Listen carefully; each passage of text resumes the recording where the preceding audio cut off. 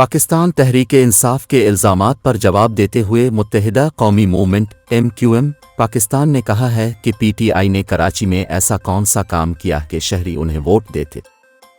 Press conference करते हुए MQM के कन्वीनर खालिद मकबूल सिद्दीकी ने कहा कि अपने मैंडेट की हिफाजत करना जानते हैं, अब तक बर्दाश्त कर रहे हैं, लेकिन बात आगे बढ़ी तो बात आगे बढ़ाएंगे।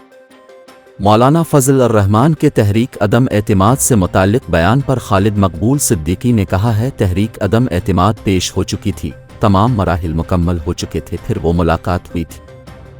MQM के सीनियर डिप्टी कन्वीनर मुस्तफ़ा कमाल ने कहा, जमात इस्लामी कभी PTI तो कभी GDA के साथ मिलकर इनकलाब ला रही है। मुस्तफ़ा कमाल का कहना था कि PTI वालों ने तूफ़ान बदतमीज़ी लगा रखा था, अपने यूटर्न लेने और झूठ बोलने के सवा किया ही किया है।